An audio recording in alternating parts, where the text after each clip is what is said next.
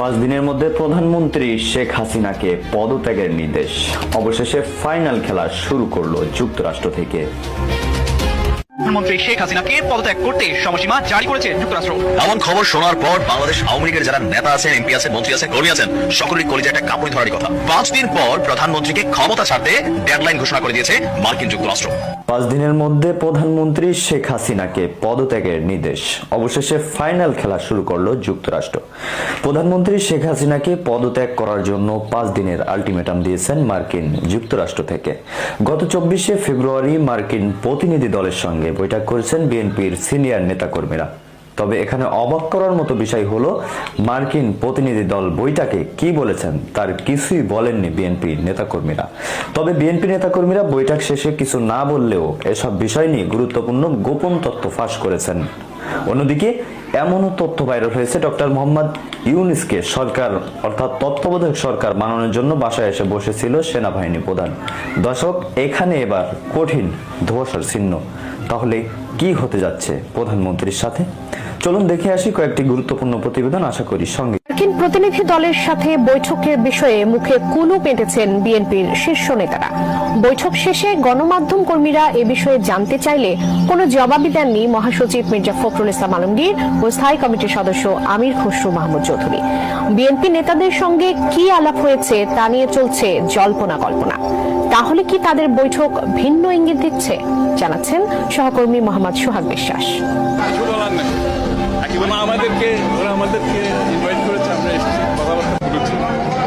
বৈঠক শেষে হোটেল থেকে যখন বিএনপির মহাসচিব মির্জা ফখরুল ইসলাম আলমগীর বের হন, তখন সেখানে অপেক্ষা করছিলেন অসংখ্য সাংবাদিকেরা। কথা বলতে চাইলে সরি আমি কোনো কথা বলবো না বলে গাড়িতে উঠে পড়েন মির্জা ফখরুল। গাড়িতে থাকা অবস্থায় দ্বিতীয়বার প্রশ্ন করা হলেও একই জবাব দিয়ে বলেন, আমি কিছুই বলবো না। এরপর আমির খসরু মাহমুদ চৌধুরী বের হলে সাংবাদিকরা কি নিয়ে আলোচনা হয়েছে জানতে চান। জবাবে তিনি বলেন, কিছুই বলার নেই।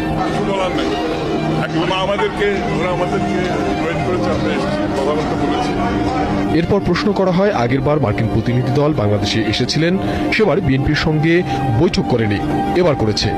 এর বিশেষ কোনো তাৎপর্য আছে কিনা এমন প্রশ্নেও হাসতে হাসতে জবাব দেন, কিছুই বলার নেই। পরে বলেন, ওরা আমাদেরকে আমন্ত্রণ জানিয়েছে, আমরা এসেছি, কথাবার্তা বলেছি। এরপর আবার তার একই কথা, কিছুই বলার নেই।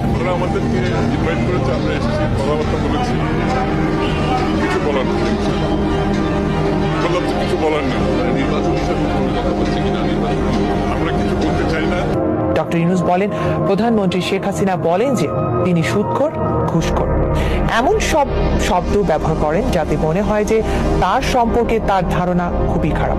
তিনি আরো বলেন, বর্তমান সরকারের সঙ্গে সম্পর্ক খারাপ হওয়ার ব্যাপারটি তার পক্ষ থেকে হয়নি।